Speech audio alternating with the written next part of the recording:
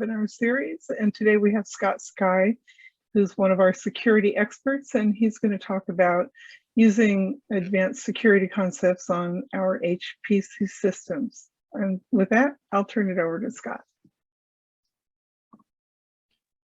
Hi, thank you, Mary. Let me get my screen sharing over here. How's that look? Good. All right. Looks good. So first, let's start with a thank you to everybody here who has come and joined. I know that security can be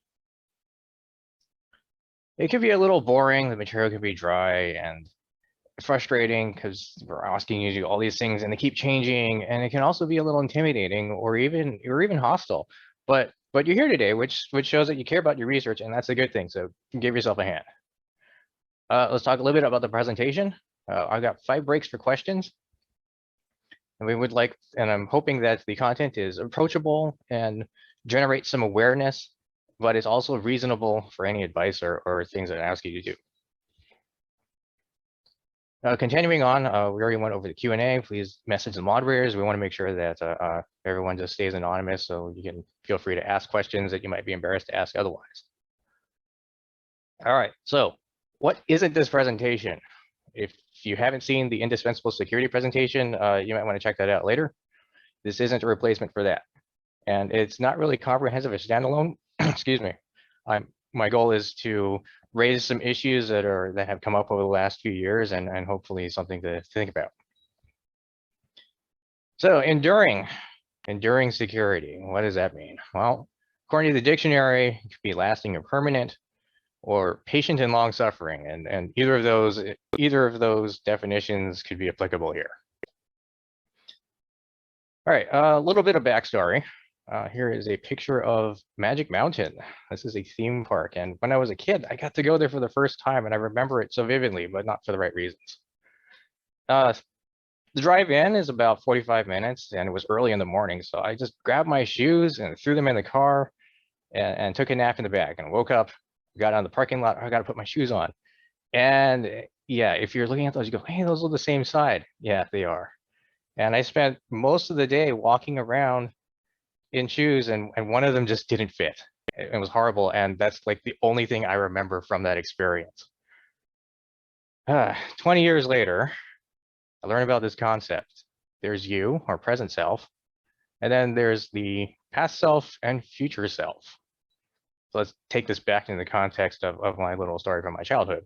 My past self, well, it made decisions, and based on what was then current information and priorities, and sometimes wrong, but it wasn't malicious. So as I'm walking around in the park with my feet hurting and looking quite silly because I had mismatched shoes,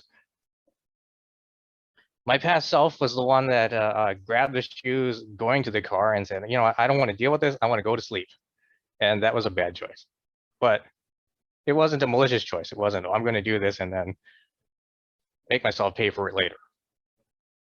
All right, so the present self would be the one walking around the park. Well, yeah, I had to deal with the decisions of my past self. I didn't want to put my shoes on, or at least check to make sure that they're the same pair.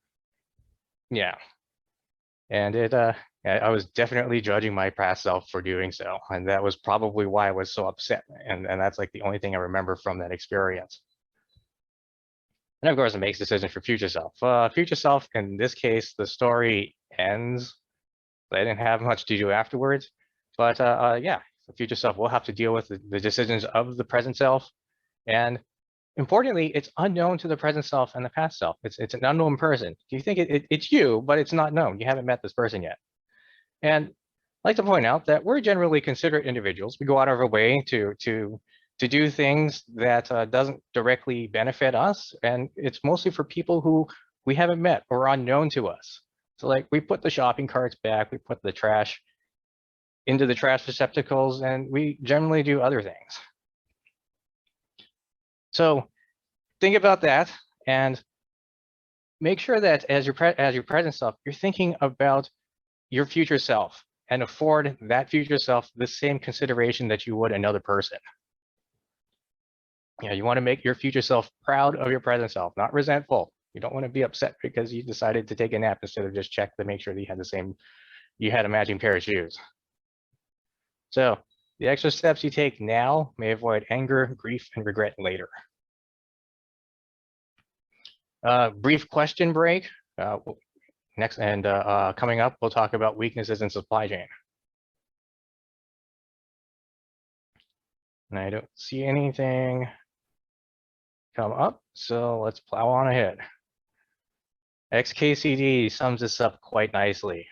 There's a project, and there's all the little bits and pieces that go into making it work.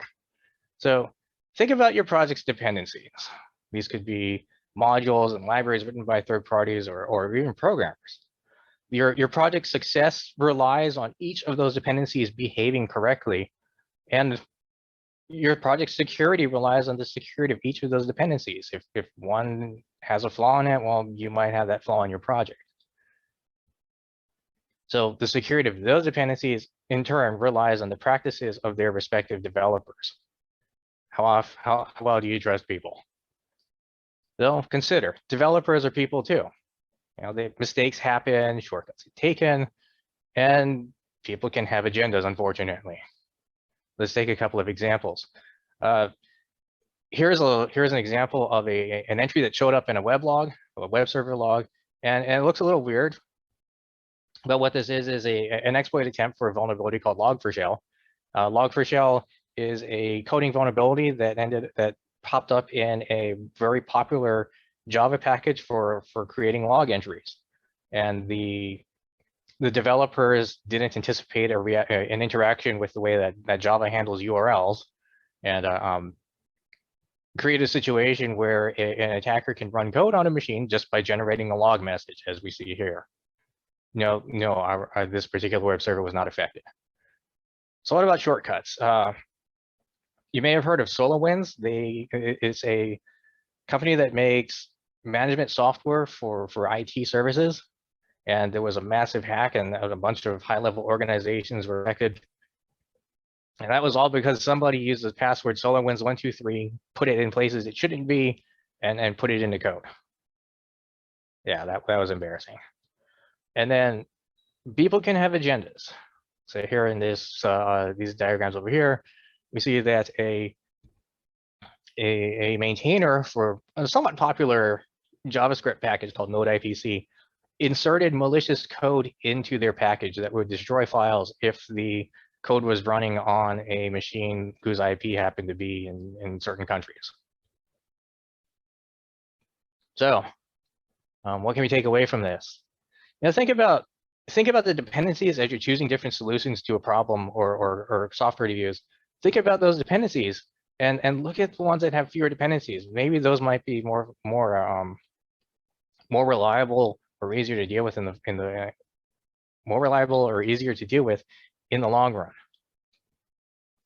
But not all dependencies are equally secure or insecure. The thing to look at is how vested in their role the contributors are. What are the barriers to entry into that particular ecosystem? And what are the penalties for failing to meet the standards of that community? Just remember that you may ultimately be responsible for the decisions of other people. So be considerate to your future self. You can't control what other developers do, but you can control which developers you decide to trust. All right, question break 2.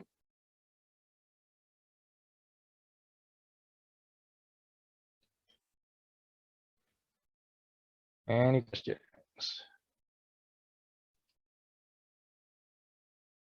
I see. So And at this time, I don't believe. Okay.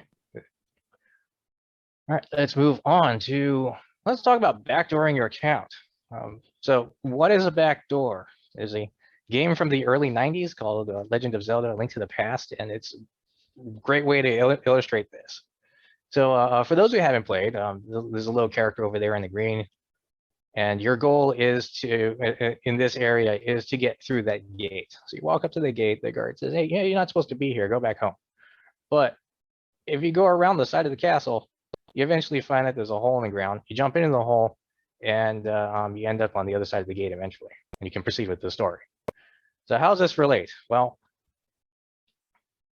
the guard is SSH and keeping all the bad people and miscreants and riffraff out of the HPC cluster. And that little hole, that's a Jupyter notebook or any other web-based service that you may happen to be running as part of your work. So it's not to say that Jupyter notebooks and similar applications are inherently bad, but we do need to make sure that we use them securely. All right, so you might be asking, well, what can go wrong? It's just research, right? So think about this. On a typical day, SDSC, we get thousands of requests to port 8888. And that's the default port for Jupyter notebooks. And we also get thousands of requests for all the other ports. So if you're running a notebook or a similar service, it's going to be discovered. It's just a matter of time. And they'll pound on it and try all sorts of exploits and attacks. So if it's inadequately protected, it might be used for some malicious purposes, and you don't want that. Let's take a look at what actually did happen in one case. Well, our user support staff got a ticket and said, hey, there's some strange files in my home directory, and I didn't put them there. There was some research or incident response performed, and we dug through logs and did some analysis, and here's what we came up for the sequence of events as to what happened. The attacker found the Jupyter notebook, and one of the things that you can do with the Jupyter notebook is download files and get a command line. And they found that the user had or the victim in this case had an SSH key, and that SSH key didn't have a passphrase on it, so they just took a copy of it and then logged right into their account. Once they got into the account, they installed some crypto mining software, and eventually the victim found that there's strange software on my home directory and something's weird going on. All right, so you may be asking, well, okay, that's kind of bad. What can I do?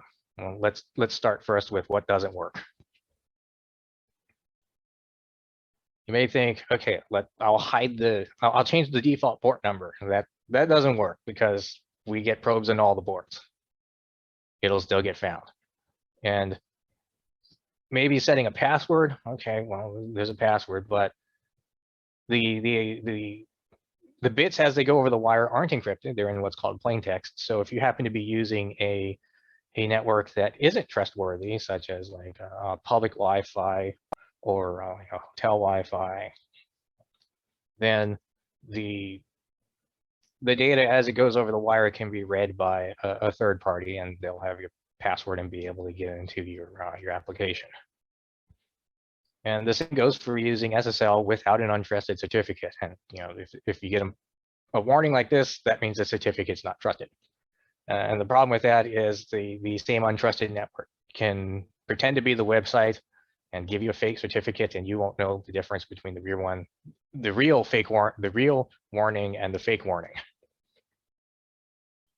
All right, so what can I do then? Well, fundamentally, you don't want to launch notebooks and other services in a manner that leaves them directly accessible from the internet. And that has some side effects that makes them very difficult to use, but don't panic, because we have some ways to do this. First, if you're using the command line and you're using like a Jupyter notebook or a Jupyter lab, there's a script called Galileo. It's developed by Marty Candace over here. And there's some examples and documentation over at this URL.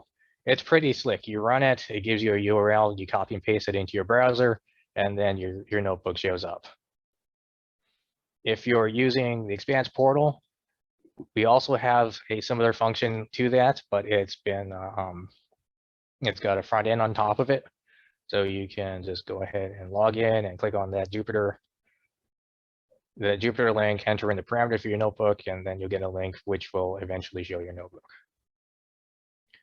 And then for those who neither of those solutions work, and you're going, I want to be able to do this and have full control, we can do that. both of these implementations, they use a service called Satellite that's been developed here at SDSC, and it works for any HTTP-based service.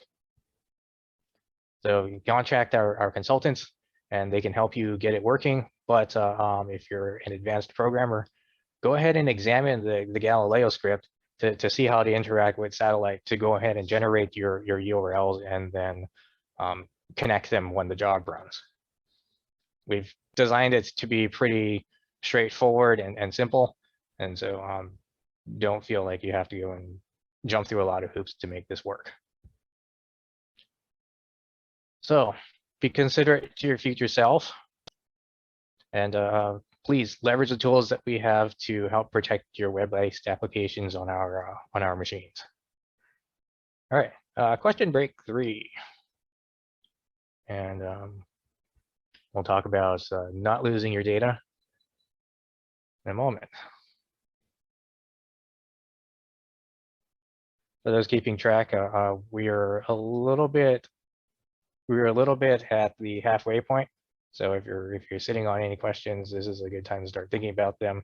And we'll have an opportunity later to have an open floor. And if you have something to ask about, or just completely go ballistic and rant, feel free to. All right. Scott, I'm not getting any typed questions, but at these breaks of Scott's, feel free to turn on your mic and ask questions directly to Scott. That's okay with us.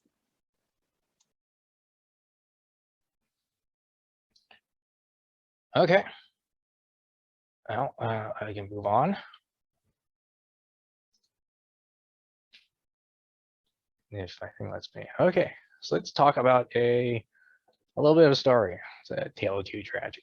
So here we see that an individual has a permissions problem with some files that are owned by Brendan. So permission denied, can you fix it? Okay.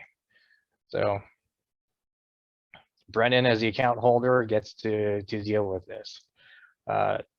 He's not particularly versed in computers, and he's mostly having to deal with them because it's part of his domain research. So what does he do? Like everything else that we do when we're stuck with no leads, Google search. And that led to some advice and some really bad advice, but he doesn't know that that's a bad thing. He just knows it's going to work. So he runs this command, chmod, and hits enter, no problem. It should be everything's working. So here, try it now, clear this up. And of course, it works. Now, fast forward to next week. Completely different person, unrelated to Brandon and Carissa. That's Rob. Rob is using the really sketchy Wi-Fi, the kind where if you tilt your head, the signal drops, or if it's it's super lagged and slow. So Rob, they managed to get this like cleanup.sh script typed out and hit enter right before it gets disconnected. And not too much happens afterwards, nothing noteworthy, except now Brendan goes, uh-oh, the project final directory is empty, what happened? And Clarissa notices that this is a problem. So yeah, what happened? 3 players and 2 tragedies. Well, here's a script that Rob was running, and there's a problem with it. I don't know if you notice it or not. Let me help. There's a small typo. This small typo is pretty significant because that variable name called strat-tac-dir, that becomes an empty string. So it's as if that just doesn't exist, leaving rm-rf/. Uh-oh. All right, so recap. Brendan set the permissions on project final so that anyone was allowed to write to it. When it's world writable, that means that anyone can also delete its contents. Doesn't matter what the permissions of the stuff inside the directory is, the contents can still be removed. And there's the typo. And yes, rm-rf/ will actually do this, which is spider the entire file system of the machine, and anything that it finds, it will try to delete. Please don't run this on any of our machines. And wait, I said it was 2 tragedies. Rob's data is gone too. So, boom.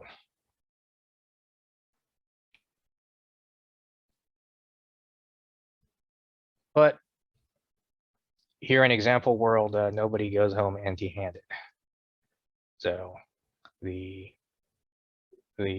group over here, I saw that too. The data is gone, and you know, Brendan's kind of upset, so he's starting to reason with this. You know, it was there in the morning, but hey, no worries. Clarissa saved the day. I downloaded a copy to my laptop every night, so we got a copy. Rob notices there was a problem, was also making backups, and just ran a simple command called rsync to copy the copies that were made earlier back onto Expanse, or in this case, totally not Expanse. So backup saved the day. Guess what? SDSC doesn't back up your data. That's a user responsibility. So please think about a backup plan. Please go ahead and implement it, and because you're going to need it before you lose your data. Now you might be thinking, oh, what I need to store all of these files and all of this stuff forever. Well, no, that's not quite it. There's a difference. A backup is a copy, and an archive is a copy, but a backup isn't an archive. And the difference here is that you delete the backup when your ones are made and the backup is no longer relevant. You delete it. When you're done with the project, you delete it. Archives, on the other hand, they're never deleted. You make a copy and you keep it around forever, or at least until somebody says you need to pay to keep storing it. So how do you do backups? That's kind of it's kind of up to you. You don't need specialized software, but the utilities that you already have are probably adequate. Don't back everything up. Just the stuff that you cannot easily replace. If it's a data set you can re-download, don't back that up. Just re-download it if you need it. If it's a output from a job and the job doesn't take all that long to run, maybe you shouldn't save that either. But your code, that's probably important. So how often do you take a backup? Well, that's kind of determined by how much time or how much time or effort you're willing to lose. And you got to be okay with losing some of it, because if it's 0, then you're just going to be taking backups all the time, and then yeah, you don't have space for that. And you should also keep a number of backups historically, like the last 3 backups, for example. But how many of those, that depends on the backup frequency and how long it takes you to notice that you might need to restore. Because if there's like if there's a data loss event, and then your backup process happily captures that data loss event and deletes the old backup with the last backup with that data, well, you're not much better off than not having a backup. Continuing, if your backup plan hasn't been tested with a restore process, and you need a restore process and you haven't tested, and if you haven't tested it, then yeah, it's not the same. It's the same as having no backup plan at all. It doesn't help if you've got files, or you think you've got files, and you can't do anything with them to reconstitute the state of your project before it was destroyed.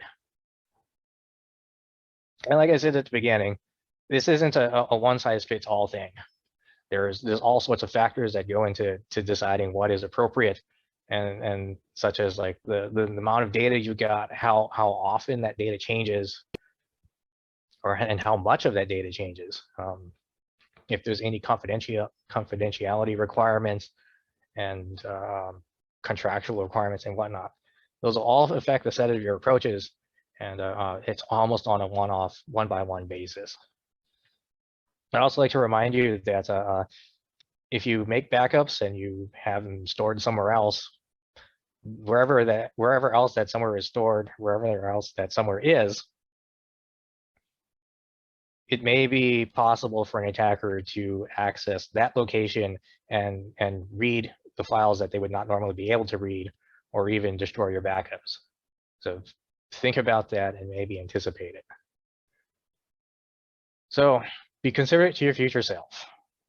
Make sure that you have a backup plan and make sure it is in place before you need it. All right, question break 4. We are in the home stretch.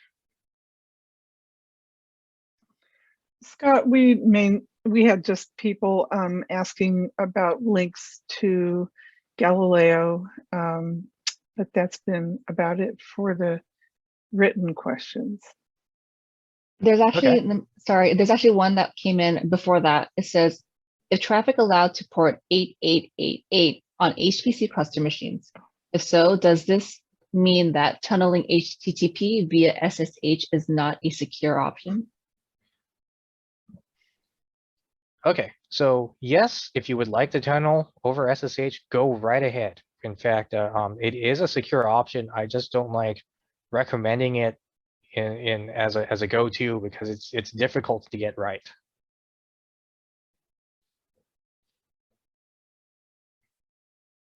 But it is definitely a secure option.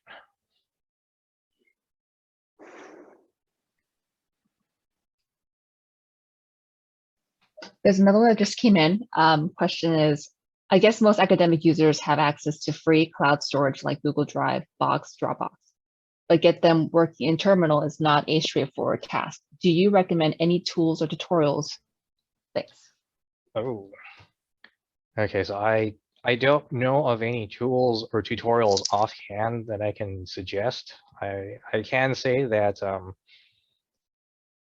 at least for Amazon, I don't know about Google Drive though, or Dropbox, but I think they all have command line clients, or people have developed command line clients for them to make copying files possible without using like a drag and drop interface. Somebody has suggested using rclone. Right. Mike Dwyer also has a question, Scott. Do you see it? In an HPC environment, are web services risks mainly limited to when a job is running, or are they more prevalent than that? Can you repeat the question, please? In an HPC environment, are web services risks mainly limited to when a job is running, or are they more prevalent than that? The risk is when the service is running, and the service may be running as part of a job, or it may be running outside of a job. We actually have some restrictions in place, at least on Expanse login nodes, that make it difficult to successfully run a service outside of a job. So I guess in this case, at least for Expanse, it's just when the job is running. You might comment on killing a Jupyter notebook, making sure it's completely turned off and shuts down the job. Oh yeah, thanks. Thanks, Mary. Yeah, if you're running a Jupyter notebook and you just close the window, that doesn't actually make the notebook go away. That's usually what you want. So make sure that you terminate the server either through the web interface or by killing the job or stopping the process. So Scott, Marty posted about rclone, that it's available on Expanse, and then we have another question. The question is whether those command clients, I think like rclone, for Dropbox, etc., are safe to use. Do they poke any holes in your local system? If the client only makes outbound connections to the service, like the Dropbox service or whatnot, then yeah, those are probably safe to use. Just make sure that that you trust the source that they came from. Obviously, if it's official code provided by the service, then it's probably trustworthy. But if it's made by somebody who just randomly said, "Oh, hey, I wrote this program to help make it work, help make your life easier. Take a look at my GitHub page," and and you don't recognize any of the code that they've written or any of their affiliations, so you might want to either dig deeper or look somewhere else. If the service is one, or if these command line client happens to be one that's like, I need a port open so I can listen and receive connections, I would recommend against using that one.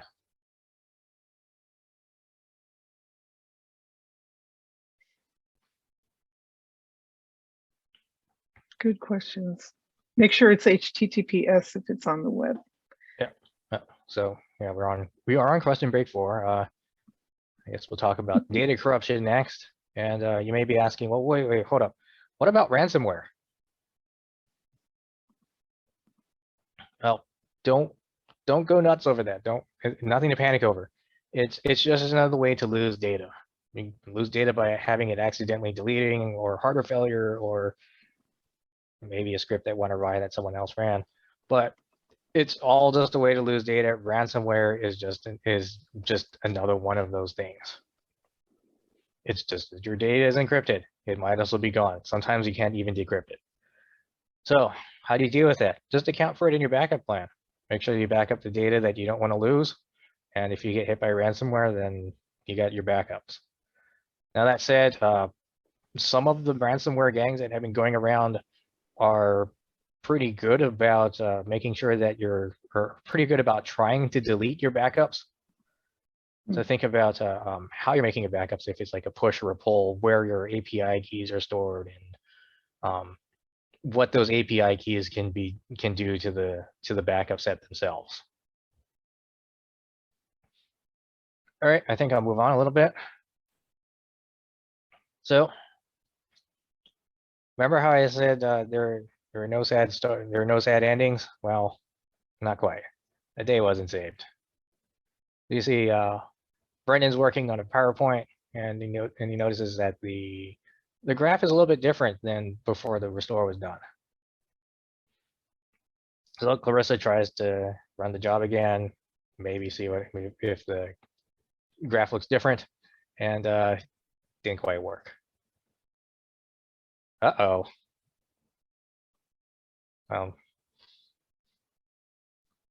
Brendan will just roll with the bad data, and hopefully nobody figures out it's too late to do anything. And meanwhile, Clarissa will try to figure out what happened. So presentation didn't go too well. I guess somebody did notice. And let's see what Clarissa found out. Well, the new copy works, the old one doesn't, and the copy from the laptop, that one didn't work either. Brendan's pretty frustrated at this point. So what happened here? It's obvious that Clarissa's copy of the final project, there's some parts that are different from the original. And it probably happened shortly around the time that the backup was taken. So it was stored from the laptop. They were working with corrupted data until it became obvious that something was wrong. The graph didn't look right. So what happens? What happens? How does data corruption happen? It can actually happen anywhere that data is transferred or stored. That could be on the storage medium like the disks or the SSDs, or over the network, or even as it's transiting a computer. It happens because there's electronics aren't 100%. They're 99.99999%. And some processes and areas have ways to detect corruption and either say, hey, can you send me that data again? I think this one's bad, or reconstruct it using error correction codes. In general, we call this integrity protection. And then some things don't. As an example, with memory, computer memory, our HPC machines and most of the servers use what's called ECC memory, which can detect if a single bit has been changed, only one bit has been changed, and correct it, and sometimes correct if 2 bits have been changed. And the memory that you might have in your laptop or in your workstation is non-ECC and doesn't have that same type of safeguard. In any case, integrity protection will do its job. That's what it's for. But remember that copying in corrupted data also means that corrupted data comes back out later. It's just the same corrupted data. So for the curious, there is a really great paper on this topic that drills down into the places where data corruption can occur and even how likely it is to experience that. And I'd like to revisit this point here, that integrity protection, while we do have it in most parts of our HPC environment, if you put corrupted data in, corrupted data comes back out. So what do you need? What do you need to make this work? Well, you need to be able to check if the data became corrupted in the first place. And there's a way to do that. It's called cryptographic, they call it cryptographic digests or hashes. So how does this work in practice? Well, first you need to know, you need to take a copy, or you need to generate these hashes when you know that the data is good. So in this case, in our example, Brendan or Carissa, once they've pulled down their data set and say, okay, this is fresh, this is good, we know it's good, they can run a simple command, such as the one below, and it will generate a bunch of hashes or checksums, and then just store those along with the files and suck them up in the backup. As soon as the backup is made, in this case, like Carissa had copied them to their laptop, the hashes can be checked using a command such as this. It doesn't have to be exactly this command, but here's an example. And here we see that the data set from 620 is indeed different. So had Clarissa done this as part of the backup process, hopefully that would have caught their attention, and they could have pulled down a copy again, taken the backup again, and hopefully it would have checked out properly.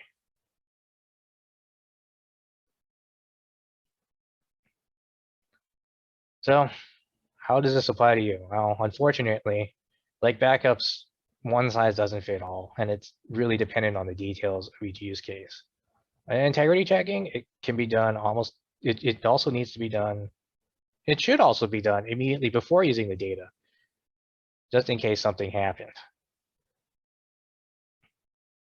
As far as considerations go, some data sets are huge, in the terabytes or petabytes range, and yeah, I understand you probably don't want to go in and do generate checksums or hashes across.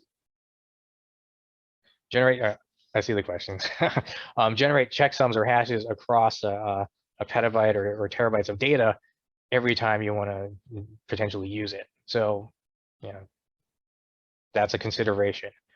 Some applications, minor corruption isn't an issue. It just falls into the noise. So what can you do? I suggest first starting with, engage your colleagues and see if they're doing anything, and find out what's working for them. If it works for them and you have similar use cases, it might work for you.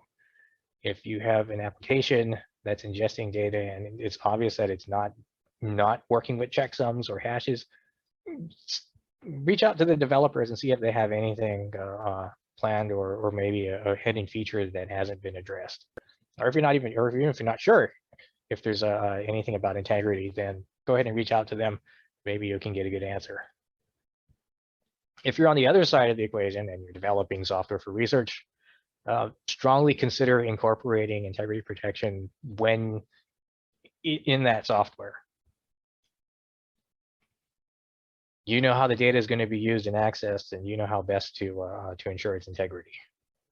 And finally, if you're publishing your research, consider including all of the hashes of the data, the code, and even the results, so that when somebody in the future comes across an archive with your research, they can authenticate it and make sure that it hasn't been not tampered with, but corrupted.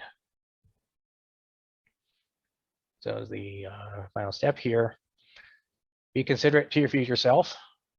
Please make sure you can tell if your data and programs have been corrupted. All right, and that is it. So thank you very much for going through this with me. And up next, we got Q&A, grants, and maybe an open floor. Doesn't have to be related to the presentation, but if you've got questions about security or just even rants, like, you guys make my life so hard, I can't do any work, this is so frustrating, go ahead, let it out. But first, some homework, some questions. I apologize if it's a little small, but here we go. So let's suppose that it's possible that files can become corrupted or deliberately altered. Would your team be able to find out, like right now, if we're just like, hey, we had an event, oops, sorry about that. Make sure that your files are okay. Would your team be able to do something to figure out if any of the files that you got are affected? If yes, or if no, how? Second scenario, you happen to log in and do like an LS and go, oh, gee, most of my files are gone. That's not nice.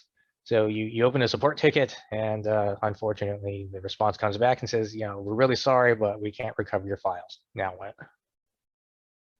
And the third scenario, or not really a scenario, but a question, it goes back to our supply chain hot topic. Modern programs, there's lots of dependencies, modules, libraries, other programs, packages, and they're all maintained by people who have nothing to do with you, and sometimes not even with each other. So does your research involve this type of program, and are you concerned that the software might not do what it's supposed to? Okay, so with those questions up as possible discussion points or something to take home and think about, let's open up the floor.